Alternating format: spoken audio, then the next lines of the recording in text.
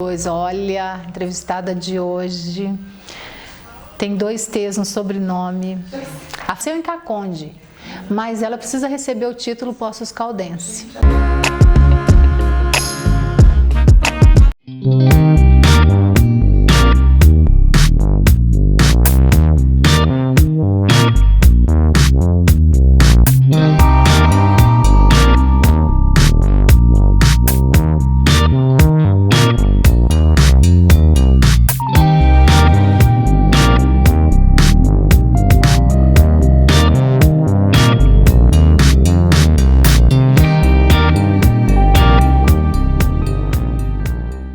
Faz parte do movimento Cidade que Engole Rios.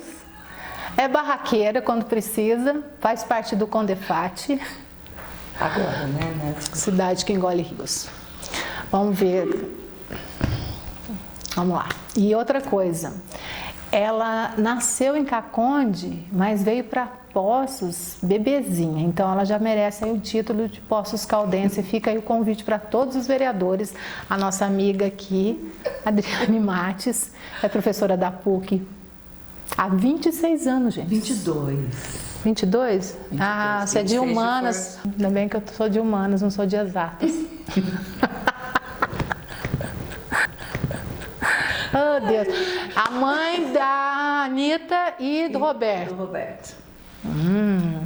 Também conhecido como Pipo. Como Betinho, sei lá como ele chama.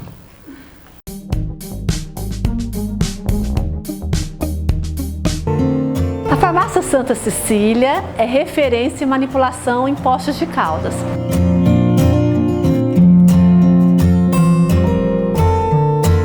Nós estamos aqui na Rua Assis Figueiredo, 887. A Prisma Perfumaria fica situada na Rua Prefeito Chagas, 131, loja 7, dentro da Galeria Futurista. Sempre com novidades, antenada sempre para vocês. Venha conferir. Ela é uma colaboradora do programa Memória Viva, mas hoje ela veio aqui sentar no nosso cantinho para contar um pouquinho sobre ela. Ela é professora, ela é formada há 26 anos e é professora aqui na PUC Minas em Poços há 22. Nasceu em Caconde, mas é Poços Caldense de coração. Com vocês, Adriane Mates, que é mãe da Anitta e também do Roberto. Qual que é o apelido dele? Pipo. O Pipo. Beijo, viu? Pipo e Anitta. Fico muito feliz. Isso é o que? É mais amizade ou credibilidade? É os dois juntos. Ai, que bom. Eu fiquei muito feliz. Você que está sempre aí por trás de tudo que acontece, dos empreendimentos em Poços, sabe muito sobre a história da cidade. Uma coisa que a gente sempre comenta é que Poços tem muita história, mas tem pouca coisa datada, né? Poucos documentos que comprovem como que Poços se desenvolveu. Fiz agora recentemente sobre a Carmen Miranda, né? Vinha muito a Poços, escreveu até uma música para a cidade e poucas pessoas sabem, têm esse conhecimento, né? E você está sempre aí ajudando a gente, pesquisando, lê muito, né, Dri? Conta um pouquinho para a gente sobre a sua carreira, sua trajetória e esse gosto também pela história, pesquisas. Eu sou... Bom, primeiro agradecer, né, de estar aqui, foi uma surpresa.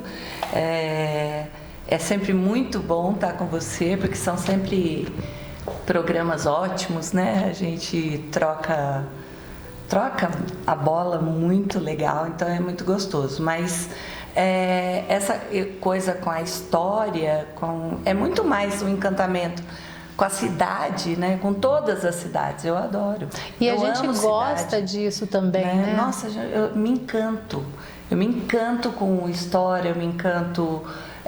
de saber das coisas, as pessoas. E a gente fica tão maravilhado quando a gente descobre alguma coisa nova, né? Fala, nossa, eu não sabia. E assim, você falando dessa questão de datas, de documentação, né? Então... O que me deixa bastante triste, né? Triste, preocupada, é a falta de pesquisa mesmo.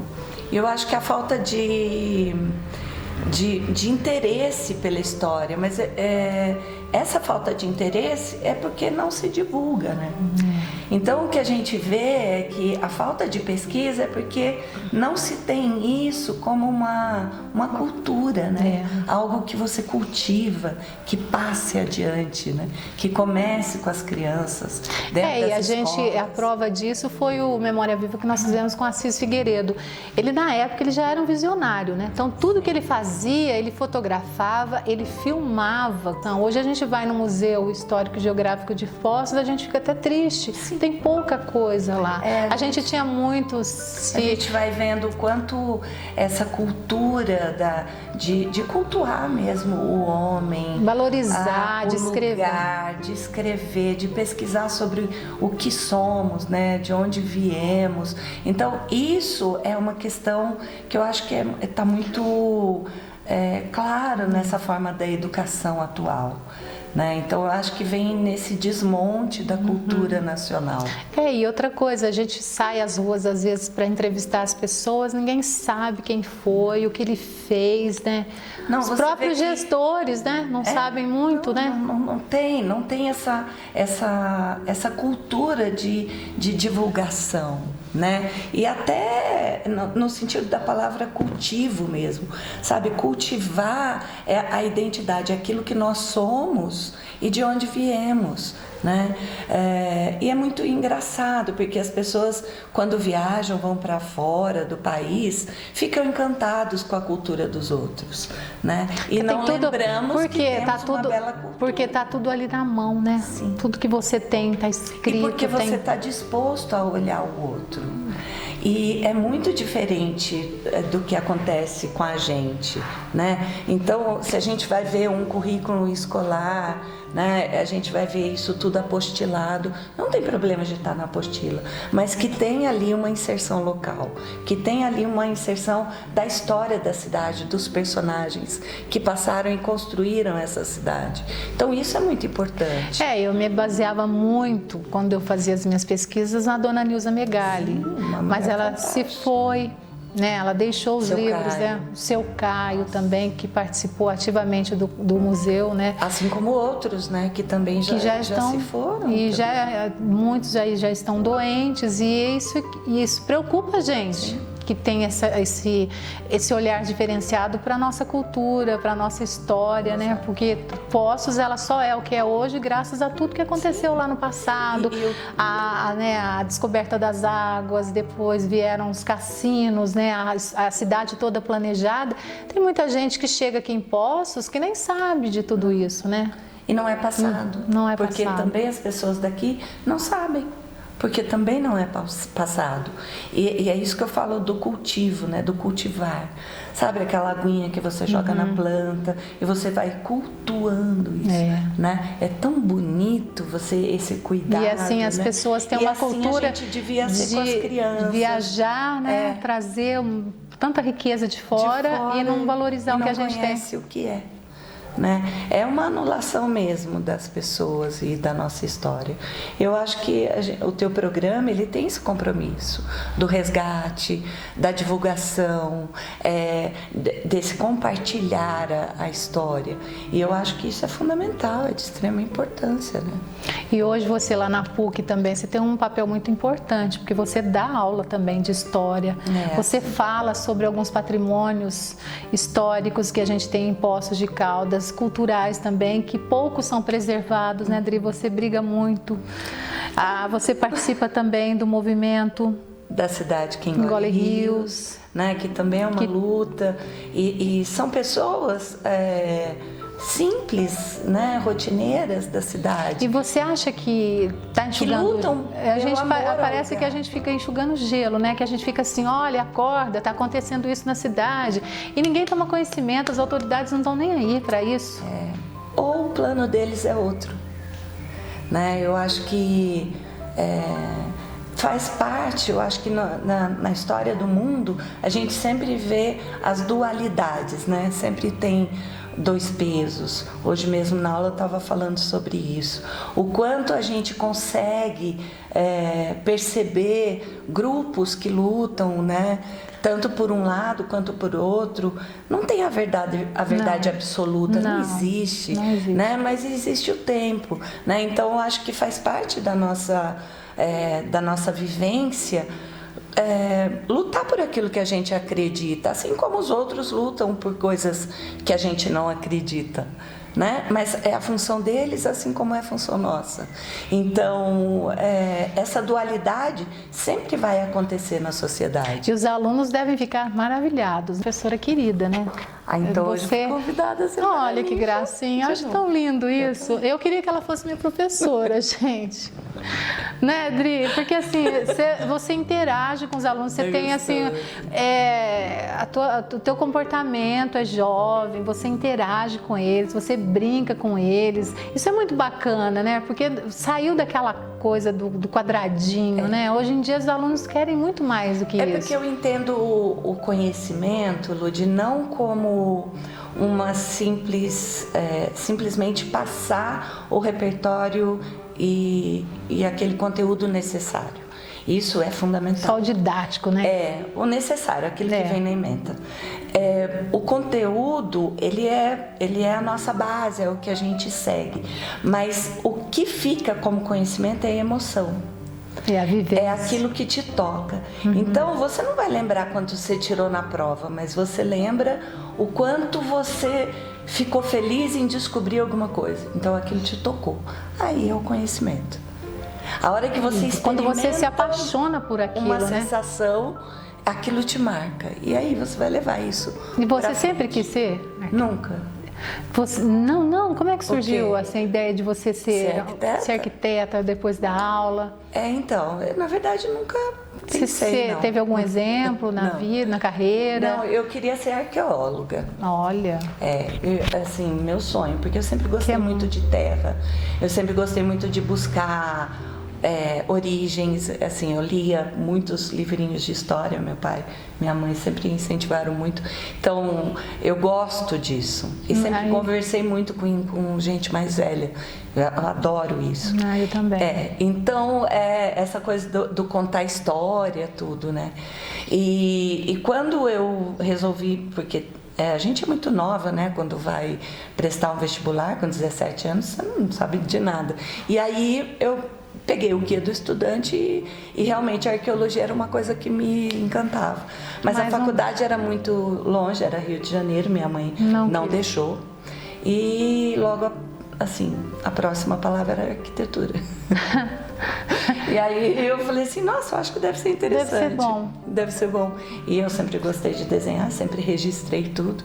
E aí fui pesquisar. O papel do arquiteto junto com o engenheiro, Dri, é importante. Fundamental. Explica para as pessoas de casa que não entendem. Na verdade, é uma única profissão. O problema é o problema da modernidade que separou as profissões, né? Fez a especialidade. Então, tudo virou mais específico, né? Então, se formava engenheiro arquiteto. Essa é a titulação. Até a década de 50, 60, que vai ter uma ruptura aí. E aí as disciplinas se separam. É especializado no cálculo, que você continue na sua especialização. E o arquiteto especializado no espaço, mas tem na cálculo diagramação, também? Tem cálculo? Muito pouco. Nossa, porque eu de cálculo. Para que a gente possa comparar. 5 anos de engenharia, a gente tem 5 anos de cálculo e um semestre de noções de arquitetura. E dentro da arquitetura, a gente tem 1 ano de cálculos, né, 1 ano e meio, porque pega física por causa da acústica, e o resto tudo é projeto. A gente tem 5 anos de projeto. Então, quem está apto a fazer o projeto e quem está apto a calculá-lo. Então, são disciplinas complementares. Elas não são excludentes. Um profissional da engenharia que só trabalha com a engenharia, um projeto arquitetônico vai ficar deficitário. Assim como o profissional da arquitetura querer calcular, vai ficar deficitário. Vai ficar faltando alguma coisa, né? E assim, esse profissional querer fazer a outra faculdade, eu acho que todo mundo tem toda a liberdade para fazer. Mas ele vai ficar genérico novamente. e aí ele não é especializado. E os filhos querem ser o quê? Os filhos eu não sei. Cada hora fala uma coisa. Não, a Anitta é despertou... apaixonada no basquete. Gosta de esporte. Adora esporte, adora filme, ama filme. Que belezinha. Muito, sabe muito mais que eu, todos os artistas, nome, diretor. Olha, isso. Meu Deus. Que lindo. Agora o Pipo, que é o Roberto, o Betinho, como eles chamam, ele é apaixonado em pescaria, em aquário, sabe tudo de corais. Eu não sei nada. Olha. E é fantástico, assim, né? Anda de bicicleta. Ele é o mais sério, né? Ele é mais. É um pouco.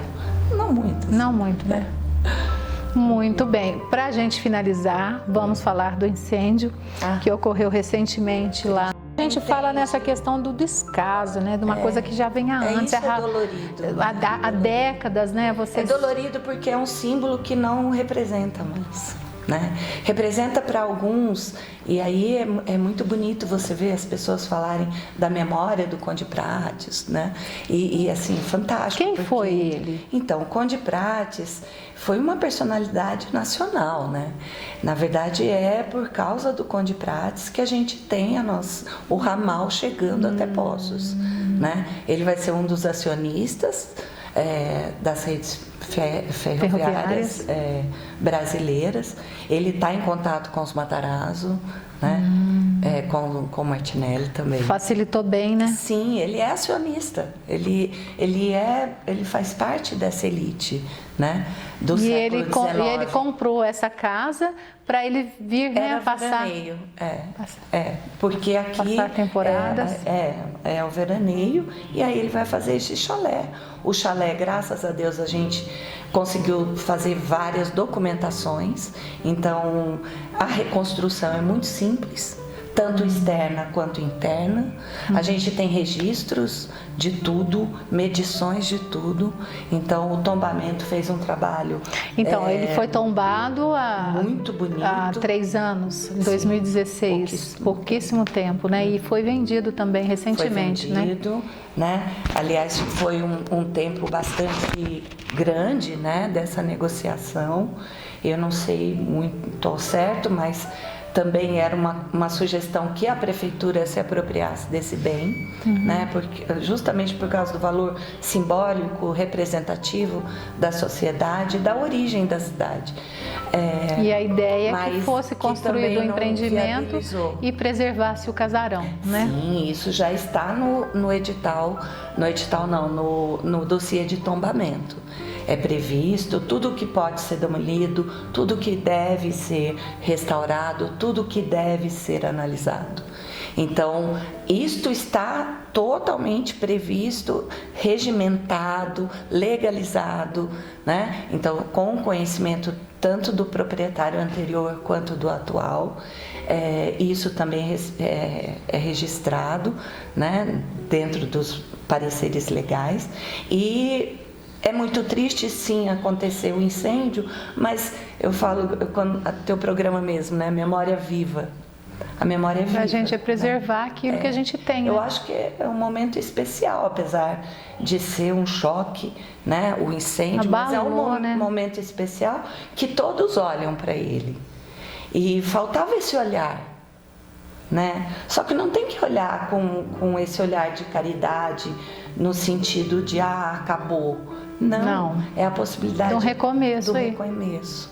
Mesmo porque a gente tem toda a documentação. Existe uma tese muito bonita que fala que o projeto e a autoria e o valor do patrimônio está na ideia, efetivamente no concreto.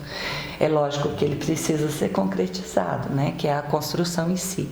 Mas não é porque ela sofreu esse dano que não há possibilidade de retorno. Bom, a Adri participa do Condefat. É a segunda vez que eu estou, né? Fazia muitos anos que eu não entrava junto aos conselhos, mas agora então entramos como representação. É uma voz coletiva, né? São pessoas que todo têm assento. Todo mundo tem que trabalhar. Assento para representar a sociedade, né? E tem uma lenda também, né? Sobre o Conde a mais a do famosa. Conde Prates é muito bonito, quando a dona Nilza Megali mesmo, que escreveu isso no livro Memórias de Poços, e aí ela fala, né, da lenda das 3 porteiras. E uma das lendas é a lenda, uma das porteiras é a porteira da Esperança, né? Que ficava, diz, segundo Dona Nilza, ficava no barranco do Conde Prates. A porteira da Esperança, porque abria então para o grande largo, o senador Godoy, para que eu pudesse então ir à busca das águas termais que curam. Ai, gente, olha, eu adoro essas coisas, eu adoro essas histórias. A Prisma Perfumaria fica situada na Rua Prefeito Chagas, 131, loja 7, dentro da Galeria Futurista. Sempre com novidades, antenada sempre para vocês. Venha conferir.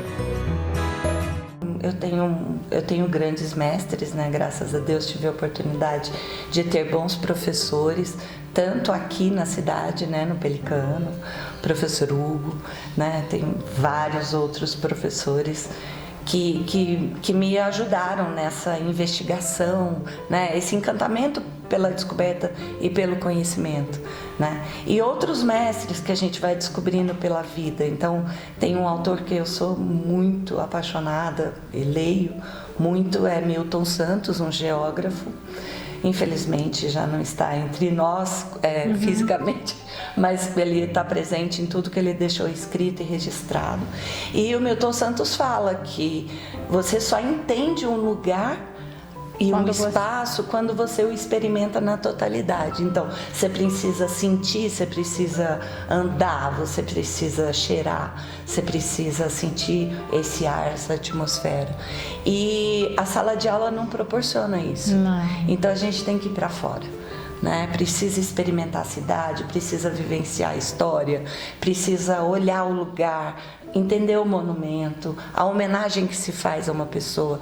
Então, a hora que a gente para lá em frente, o Dr. Pedro Sanches, né, é como se a gente estivesse fazendo uma referência a ele, né? O mestrado foi sobre Poços, né? Eu falei sobre espaço público, a identidade, e eu peguei muito essas coisas das lendas urbanas para fazer a interpretação mesmo do espaço e compreender como que essas ocupações vão se dando ao longo dos tempos. Então, usei muito filosofia, Milton Santos, Hannah Arendt, e vários outros autores para dar a base teórica, para tentar explicar essa dinâmica urbana que tem Poços. Bom, o doutorado, a primeira fase, né, que é de um doutorado não concluso, dentro da área do urbanismo, eu estudei justamente esse urbanismo termal, né? O quanto Poços é diferente no sentido da configuração espacial mesmo. Aqui, se a gente for comparar as cidades termais, a gente vai ver que o nosso parque, ele é completamente integrado à cidade. Isso também é por causa do Dieberger, né? Que é o paisagista que vai fazer toda a elaboração do jardim, que ele chama de jardim arquitetônico. É muito bonito a tese de doutorado também de uma amiga nossa, Cristiane, que defendeu falando sobre o Dieberger. E ela comenta isso, né? Que ele fala que Poços é uma configuração que ele experimenta e é um paisagismo arquitetônico. E é um espaço ali que serviu para cura, né? Para ajudar. O que é mais diferente das outras cidades balneárias, que a gente percebe, é que o jardim é integrado, né? Se a gente for nas outras cidades brasileiras que tem as águas, né, como elemento de cura também, que são cidades parecidas, a gente tem o parque fechado. Aqui não é um parque fechado. Nossa, aqui é totalmente. E aqui é tão rica a nossa cidade, tem tanta coisa boa. E a gente vê o quanto o nosso querido Pedro Sanches, ele vai dar a base para todo o desenho urbanístico que é feito pelo Piffer, né? E isso em 1912. E só em 1913 que vem, eu chamo a celebração, né? Com as grandes obras. Logo nós vamos falar do Pedro Sanches também. A ciência que vai estudar o poder das águas, né, na cura, é essa crianologia, essa ciência que vai embasar, dar toda a base. Quem passa esse conhecimento é o Pedro Sanches para um arquiteto que vai desenhar a cidade, que é o Piffer. E o Piffer vai fazer esse plano de 1912. Poucas cidades têm isso, né, Dri? Não tem. Não tem? Não tem. Então, olha para você ver. Então, foi tudo planejado. Então, a gente tem que preservar isso, gente. Isso é nossa história. E o meu doutorado tenta abranger essa questão da cura, né?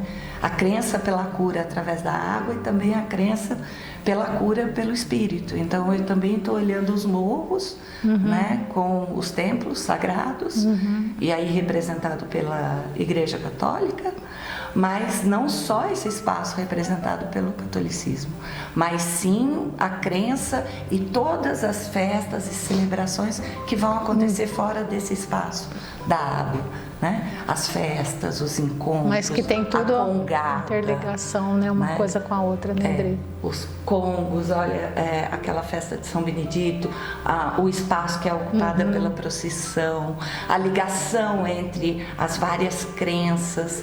Então, é um outro mundo que está invisível. Que ninguém quase sabe. E que a gente está estudando. E logo vem mais histórias por aí, né, Dri? Dri, terminou nosso tempo. Gostei muito de você ter vindo. Eu adorei. Você sabe que aqui no Memória Viva você é a nossa sócia, né? Quando eu penso em alguém, fala, deixa eu ligar para a Dri. No instante ela responde, já visualiza, tô indo. É bem assim, né? Tô saindo. Dri, mas assim, que dê tudo certo agora no doutorado. Se precisar para eu ir lá ajudar, reforçar, eu vou, porque a nossa persuasão é grande. Obrigada, a gente ajuda, né? A gente vai. Mas o que me dá prazer é estudar. Então, eu estudando, tá ótimo. Eu não preciso de título. E quem ganha com isso somos nós, a cidade, né? Todos nós que exploramos essa estância. E às vezes explorada de uma forma errada, né, Dri? Ou equivocada. Ou equivocada. Vamos colocar equívoco. É, verdade. Beijo, meu amor. Muito obrigada. Agradecer a Marília Duarte, que sempre cede o espaço aqui pra gente gravar essas entrevistas. Olha, fez a nossa make hoje, estamos mais belas ainda e levanta a nossa autoestima. Ao Rafael Ramos, que está aí do outro lado, também gravando a gente. E a você, que sempre nos dá essa grande audiência. Beijo. Pronto, não doeu nada. Tadinho.